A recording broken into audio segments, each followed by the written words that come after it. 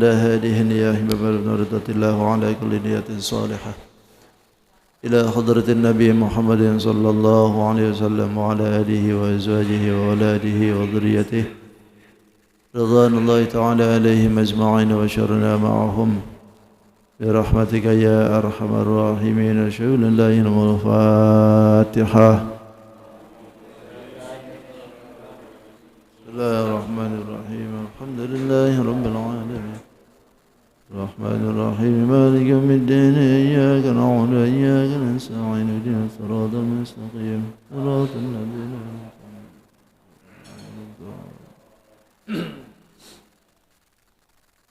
السلام عليكم ورحمة الله وبركاته.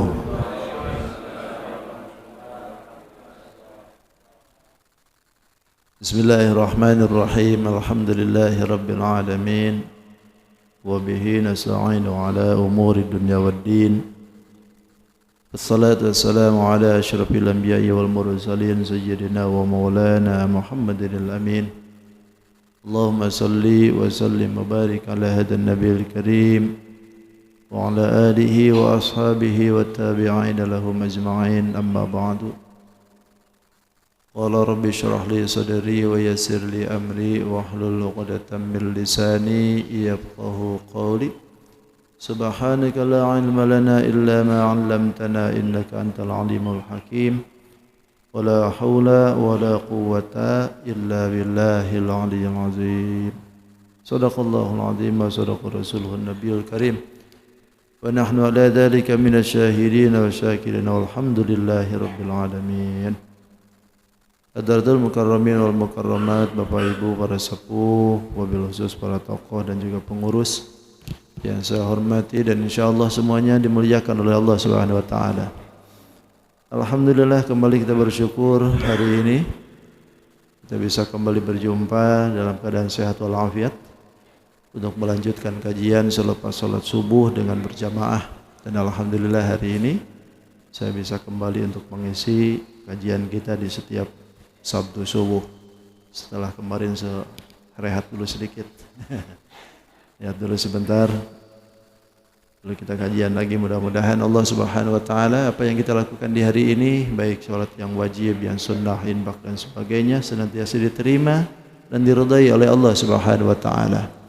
Langkah kita menjadi langkah yang barokah, rezeki yang barokah, umur yang barokah, dan mudahan Allah berikan kita hajat dan keinginan kita hari ini dikabul oleh Allah Subhanahu wa taala. Amin ya rabbal alamin. Yang kedua, salawat dan salam tidak hentinya pula terlimpah dan tercurah kepada junjungan kita Sayyidul Mustafa wal Murtada, Nabi besar Muhammadin sallallahu alaihi wasallam. Tidak lupa pada keluarganya, sahabat, tabi'in, para tabi'ut tabi'in, sampai pula kepada kita tentunya, yang mudahan kita pun khususnya yang berkumpul di tempat ini insyaallah kita semua diaku sebagai umatnya. Amin ya rabbal alamin. Ini aminnya kencangkan aja. Gak usah takut lagi sekarang ya, udah bebas sudah. Mudahan Allah berikan pemimpin yang terbaik insyaallah ya. Selepas tanggal 14 kemarin di sini pencoblosan saya tanggal 14 juga kan ya, insyaallah hasilnya apapun yang terjadi insyaallah kita terima semua ya. Tapi yang jelas kita doakan pemimpin yang akan maju ini pemimpin yang amanah, yang soleh, yang bisa membawa negeri ini ke dalam negeri yang lebih baik insyaallah. Dan tentunya yang paling besar adalah membawa bangsa ini lebih dekat dengan Allah Subhanahu wa taala. Amin ya rabbal alamin. So, saya sudah sampai di situ ya. Jangan kelahian lagi. Beres kita sudah. Tinggal nunggu hasil aja nanti. Siapa yang Allah pilih, nah itulah yang dikehendaki. Tapi yang jelas pasti dari tiga ini hanya satu yang keluar. Dua kalah, satu menang. Sudah pasti sudah. Pastu. Satu. Iya, satu menang. Masa tiga-tiganya? Ya. Nggak bisa dua lagi. Nyoblos dua kali itu salah. Baik, bismillahirrahmanirrahim. Ali Imran di 102 ya. 102. A'udzu billahi minasy syaithanir rajim. Bismillahirrahmanirrahim. Ya ayyuhalladzina amanu ittaqullaha haqqa tuqatih ولا تموتن إلا وأنتم مسلمون واعتصموا بحبل الله جميعا ولا تفرقوا واذكروا نعمة الله عليكم إذ كنتم أعداء فألف بين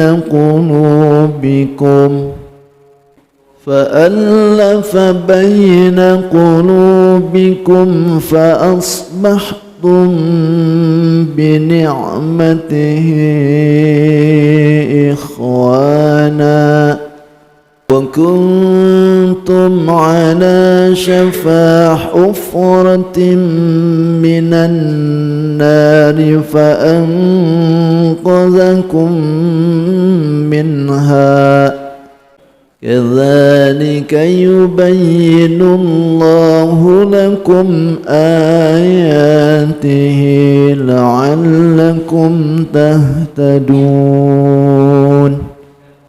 ولتكن منكم أمة يدعون إلى الخير ويأمرون بالمعروف وينهون عن المنكر وأولئك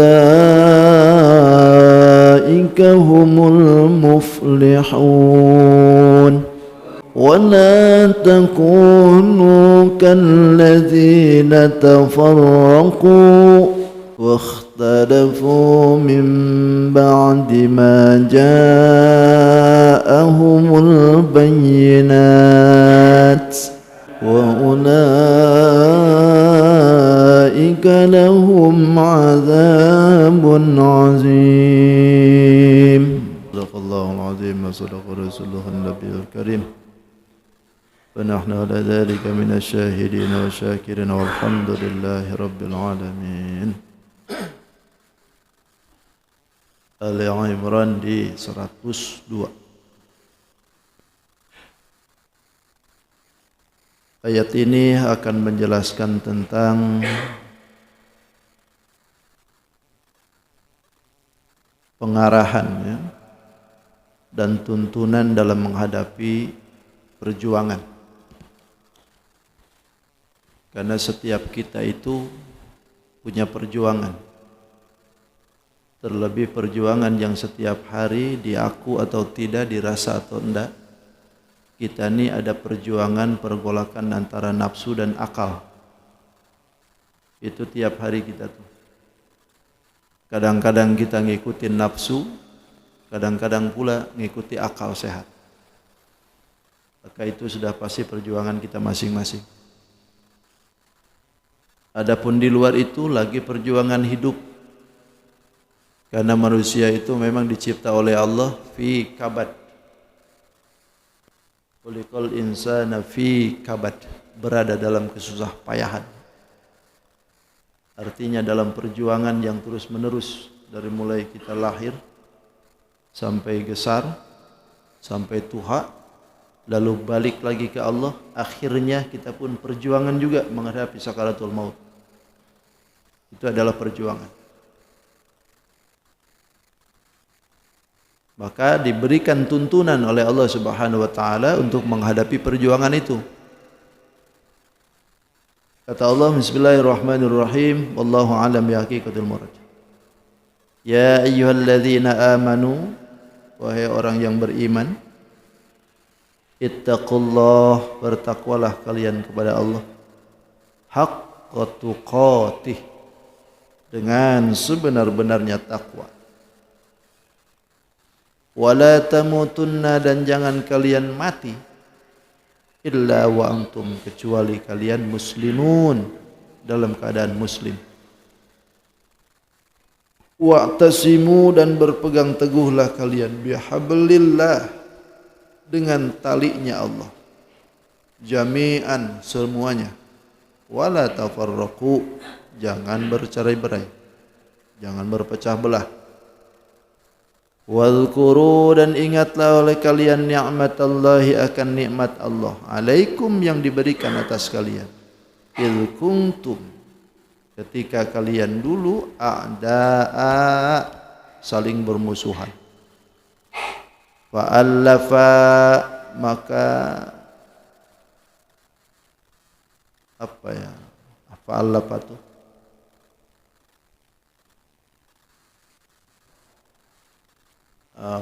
bisa mempersatukan atau bisa juga dilunakkan. Alif itu lunak. Fa'allafa, maka kemudian dilunakkan. Baina qulubikum, karena kalau menyatukan hati kan enggak susah juga kalau menyatukan. Baina qulubikum, kalau melunakkan jelas. Baina qulubikum, antara hati kalian.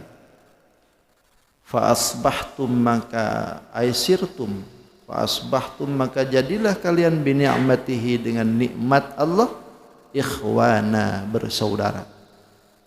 Wa kuntum, dan padahal dulu kalian itu ala syafa hufratin, berada di tepi jurang, minan nari, dari neraka. Fa anqadhakum, maka kemudian diselamatkanlah kalian, minha, dari itu hufrah. Kadzalika, yang demikian itu, yubayyinullah, Allah perjelaskan lakum, untuk kalian, ayatihi, akan ayat-ayatnya, la'allakum tahtadun, agar kalian mendapatkan petunjuk. Waltakum minkum, waltakum, dan hendaklah ada minkum, dari kalian, ummatun, satu golongan umat, yad'una, yang mengajak mereka, ilal khairi, kepada kebaikan, wa ya'muru, dan merintahkan, bil ma'rufi, dengan kebaikan, wa yanhauna, dan mencegah, anil munkar, dari kemungkaran. Wa ulaika, mereka itu lahum, mereka itu adalah al-muflihuna, orang-orang yang beruntung. Wala takunu, janganlah kalian menjadi kalladzina tafarraqu, seperti orang-orang yang berpecah belah, wakhtalafu, dan berselisih, mim ba'di ma ja'ahum, setelah datang terhadap mereka, al-bayyinatu, bukti yang nyata. Wa ulaika, dan mereka itulah, kata Allah, lahum, bagi mereka yang pecah belah itu, adzabun azim, ada siksa yang sangat keras. Naudzubillah, summa naudzubillah. Ya ayyuhalladzina amanu ittaqullaha haqqa tuqatih. Wahai orang yang beriman, kata Allah, bertakwalah kalian kepada Allah, haqqa tuqatih, dengan sebenar-benarnya takwa. Awal surat ini diturunkan, ini kan bersamaan dengan adanya kaum Yahudi, antara kaum Aus dengan Khazraj, gitu kan awalnya itu. Dua kabilah ini sebelum datang baginda Rasul itu sudah ratusan tahun berseteru, bukan sehari dua hari aja. Sudah ratusan tahun dia saling bunuh, hanya gara-gara karena perbedaan, karena beda partai doang gitu. Itu sering berseteru, padahal Yahudi juga ini, kaum Aus dengan Khazraj.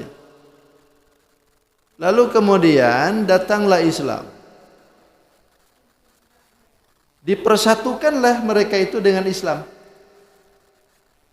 Alhamdulillah, kabilah Khazraj dengan Aus ini menerima keislaman Nabi Muhammad. Nah, ketika mereka sudah Muslim, mereka itu rukun. Pokoknya adem-adem dah. Gak ada lagi pertentangan, atau gak ada lagi percekcokan. Ademlah satu sama lain saling memahami dan menerima. Bahkan duduk bareng, bikin kerjasama dan sebagainya. Nah rupanya kejadian yang dialami oleh dua kubu, dua kabilah ini, di luar sana ada yang gak senang. Ada yang gak suka gitu. Bahwa mereka itu bersama terus gitu.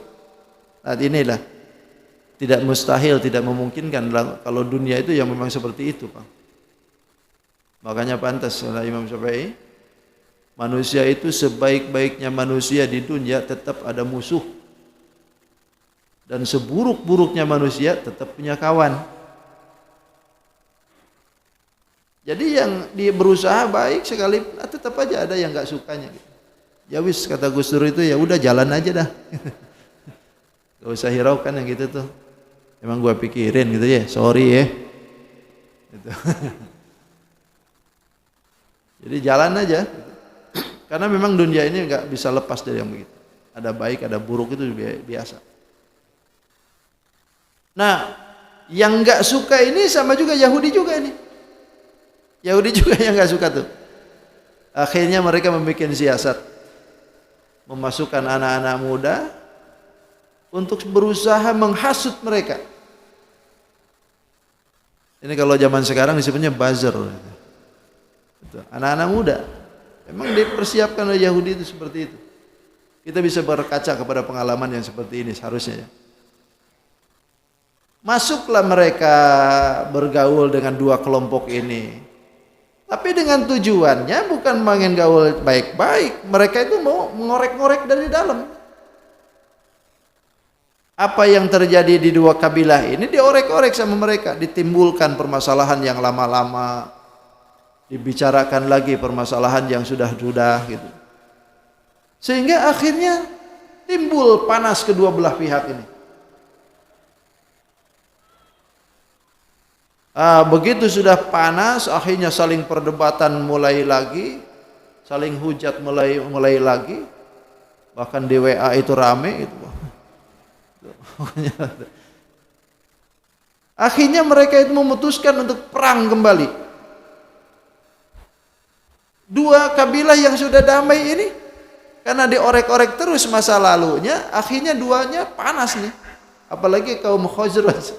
Kaum Khazraj ini pernah mengalami kekalahan dari kaum As. Mereka itu gak terima. Begitu ada sulutan macam begitu itu naik lagi tuh. Lalu kemudian mereka saling mempersiapkan diri untuk berhadap-hadapan perang. Lalu setelah itu baginda Rasul dapat laporan, lalu Rasul datang ke situ. Lalu Rasulullah pada waktu itu mendamaikan dua muslim ini ya. Dua muslim ini didamaikan oleh Rasul, sehingga pada akhirnya mereka menyadari bahwa apa yang dilakukan oleh mereka ini hasutan dari luar. Akhirnya mereka saling menyadari, kemudian mereka insaf, mereka lempar pedang, mereka lempar tombak, mereka lempar semua senjata, lalu saling rangkul. Bahkan kata mereka tidak ada kegembiraan yang terjadi pada waktu mereka selain daripada kegembiraan itu. Karena pada waktu itu andaikan terjadi gitu. Andaikan terjadi peperangan, apa yang akan terjadi? Makanya kata Allah, ya ayyuhalladzina amanu, hei orang yang beriman. Ittaqullaha haqqa tuqatih. Bertakwalah kalian kepada Allah dengan sebenar-benarnya takwa. Wala tamutunna illa wa antum muslimun. Jangan kalian mati melainkan kalian dalam keadaan muslim. Sebab andaikan pada waktu itu saling bunuh lagi, selesai mereka matinya kayak apa? Ini awalnya memang untuk kaum itu. Tapi kan mereka sudah tidak ada, makanya di dalam bahasa ini yang disebutkan itu bukan mereka, bukan bukan kalian, tapi antum. Yang disebutkan lagi kalimatnya umum, alladzina amanu, orang yang beriman. Maka bisa jadi Ini disebutnya al-ibaratu min ibadatil lafzi la bi khususi sabab. Ibarat redaksi yang dipakai adalah memakai umumnya lafaz, bukan karena khususnya sebab. Sebabnya mereka, tapi lafaz yang dipakai adalah lafaz umum. Berarti kita juga sama. Siapapun dari kita, jangan sampai kita mati kecuali mati dalam keadaan muslim. Mudah-mudahan kita husnul khatimah semua. Kita maksudnya. Sehingga mereka yang tadinya sudah siap-siap perang itu berhenti total. Nangis mereka semua. Karena memang buzzer ini luar biasa gitu. Caranya luar biasa. Taktiknya itu luar biasa. Sehingga membuat perpecahan di mana-mana.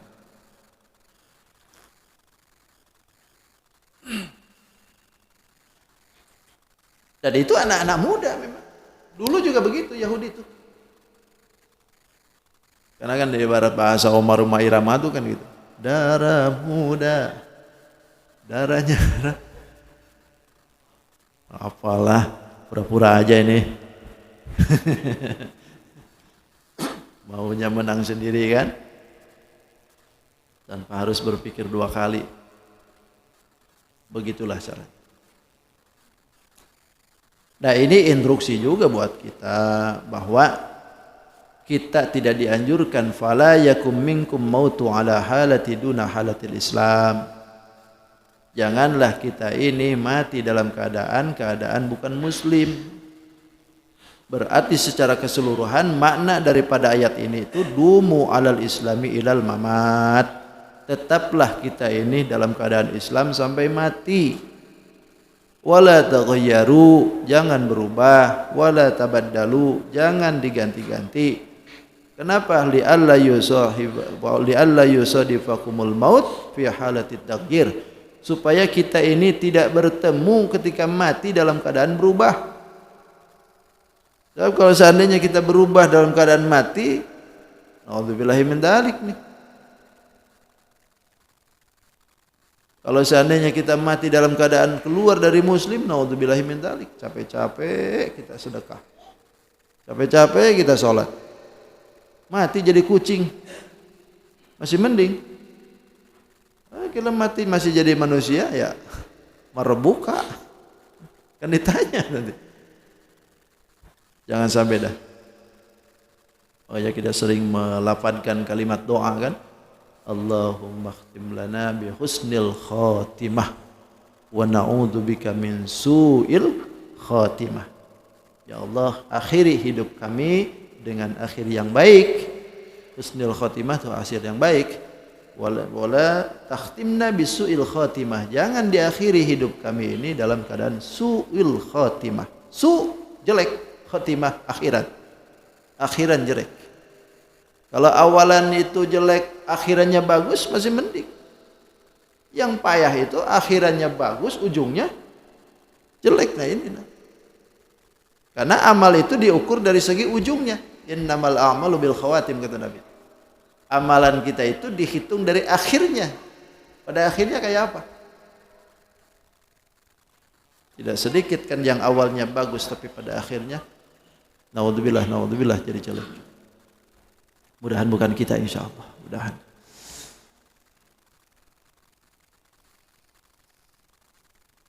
Ada lagi sebetulnya dalam mufassir itu ada yang begini. Bahkan ada yang begini. Ini kan disebutkan wala tamutunna illa wa antum muslimun. Jangan kalian mati kecuali dalam keadaan muslim. Ada yang mengakhirkan. Ada yang mengartikan masalah itu tuh adalah mutajawizin. Artinya menikah.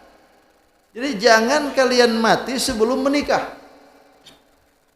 Ini ada yang mengartikan begitu. Nah ini para mufassirin memberikan komentar tentang masalah yang seperti itu.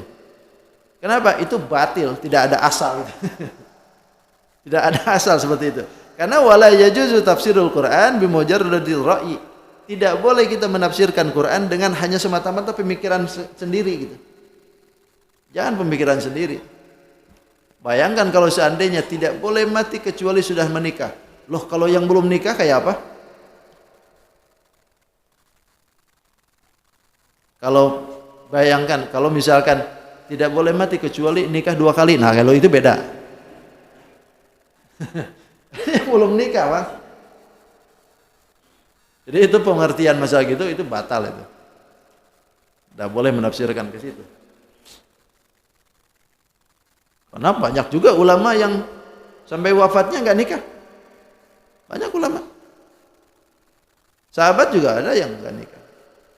Bahkan imam besar yang kemudian mensyarah kitab Muhadzab yang disebut dengan Majmu, syarah Muhadzab Imam Nawawi, yang karya-karyanya luar biasa banyaknya tuh, Riyadhus Shalihin, Azkar Nawawi, Al-Majmu Syarif.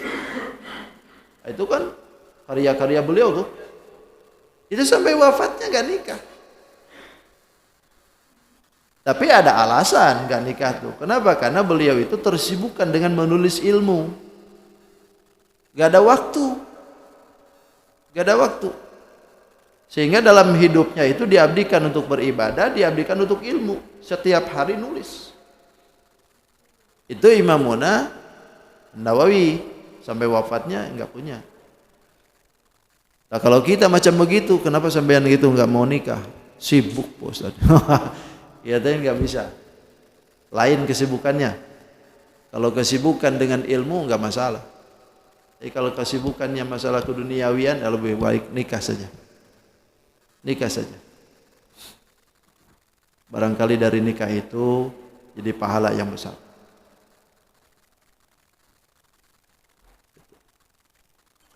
Karena Allah Subhanahu wa taala sudah memberikan kita ini jodoh, masing-masing punya pasangan. Manusia ini punya pasangan semua. Lah pasangan saya kalau nggak ketemu, kalau belum ketemu sekarang berarti nanti di akhirat pasti ketemu tuh. Cuman masalahnya pengen cash, pengen ini kasbon. Kalau cash ya berarti di sekarang dulu. Kalau kasbon ya nanti. Punya pasangan.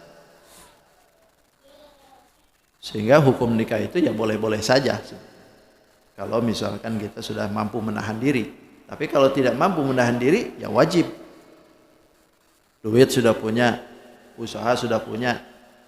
Lalu pengen nikah ditahan-tahan. Gak boleh. Sebab keadaannya nanti kalau nggak ditahan-tahan, nggak tahan, bahaya. Lebih baik nikah. Wajib hukum.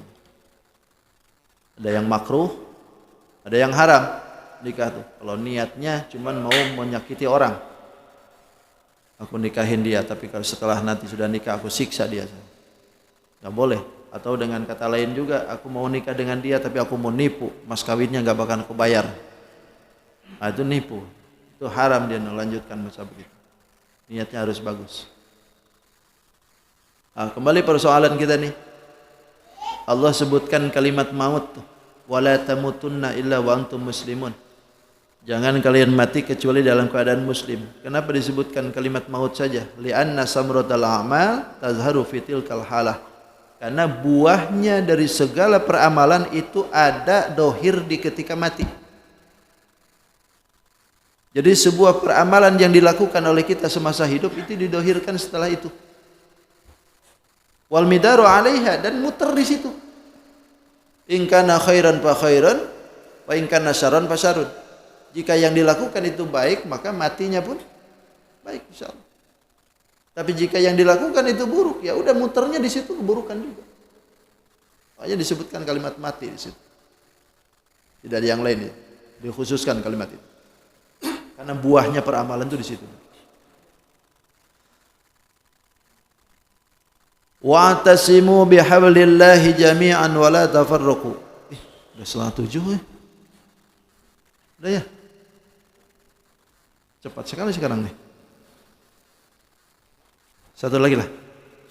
Wa'tasimu, dan berpeganglah kalian bihablillah, dengan tali Allah. Jami'an seluruhnya, wala tafarraqu, jangan bercerai-berai. Ini kalimat kalau diakurkan dengan tujuan jauh. Wa'tasimu itu kan kalau dalam bahasa itu megang. Hablin tambang. Pegang tambang. Itu kan gitu. Apa ini maksudnya pegang tambang ini? Nah, ini kalau dalam bahasa santri ini disebutnya istiarah. Yang dimaksudkan itu adalah kinayahan. Wa'tasimu itu yang dimaksudkan itu adalah pegangan hidup atau menjadi landasan hidup. Kemudian kalau yang dia maksudkan itu adalah hablun, tambang, itu adalah tali ikatan yang kuat antara kita dengan Allah. Makanya hablum minallah, bihablillah, tali Allah. Apa yang dimaksudkan ini? Kata ulama mufassirin dua. Talinya Allah itu adalah din dan Al-Quranul Karim. Agama dan Al-Quranul Karim. Jadi wa'tasimu, berpeganglah kalian dalam cara hidup itu bihablillahi, dengan Al-Quran, dengan agama Allah. Jami'an, seluruhnya. Tidak hanya bangsa sana, tidak bangsa Arab saja, tidak bangsa Eropa saja, atau muslim sana, muslim sini saja. Seluruhnya kata Allah. Jami'an, seluruhnya. Kalau kalimat jami itu kan tidak ada pengecualian. Setiap orang yang mengaku muslim dirinya, maka peganglah ini baik-baik, kata Allah dua ini. Hablun, tambang itu. Tapi yang dimaksudkan itu adalah Quran. Pegang baik-baik Quran ini. Pegang baik-baik agama ini. Wala tafarraqu, jangan bercerai-berai kata Allah. Setelah kita muslim, setelah kita tahu Islam, jangan cerai-berai. Karena tidak akan mungkin terbentuk satu kekuatan kalau di dalamnya kita pecah. Akan terbentuk kekuatan itu kalau kita bersatu. Dan kebersatuan tidak akan mungkin bisa terbentuk kecuali kita ada kebersamaan. Kebersamaan itu pun tidak akan bisa terwujud kalau di dalamnya tidak berpegang saling teguh dalam agama. Dan agama pun tidak akan bisa terbentuk kecuali dengan dakwah. Maka nanti ayatnya wal takum minkum ummatun yad'una ilal khair. Jadi harus ada dari antara kita ini yang mau menyampaikan itu. Jangan bercerai-berai, wala tafarraqu. Setelah kita muslim, jangan bercerai-berai. Karena ada peribahasa kan, bersatu kita teguh, bercerai kita runtuh kan. Walaupun bisa juga kawin lagi. Bersatu kita teguh, bercerai kita runtuh, selesai, nggak bisa apa-apa lagi. Karena al-jama'atu rahmatun wal furqatu adzabun. Berjamaah, bersatu itu adalah rahmat, turun anugerah. Tapi kalau seandainya kita ini bercerai-berai, maka timbul perpecahan, akan menjadikan siksaan tersendiri kita. Loh, kambing itu yang diterkam macan itu biasanya yang pisah kan, yang pisah dari golongannya. Tapi kalau masih berkelompok dia nggak berani. Tapi kalau sudah pisah dari situ, udah itu yang disikat. Kita pun juga begitu, jangan sendirian gitu. Nggak mau gaul di kampung tuh, berjamaah nggak, ke pengajian nggak mau, giliran gotong royong nggak mau keluar. Itu sendirian aja, nyaman di rumah, segala ada. Iya, tapi kebersamaan tetap harus ada. Emangnya kalau seandainya kita nggak gaul dengan masyarakat, lalu kita mati, siapa yang gotong? Mau sendiri apa? Ada rukun kematian. Ya, rukun kematian kalau masuk anggota. Kalau nggak masuk anggota ya wes sendiri aja. Jadi nggak elok ya. Jadi seorang muslim hidup individualis itu nggak bagus. Ya mesti harus bergaul lah. Karena kita ini satu sama lain juga saling membutuhkan.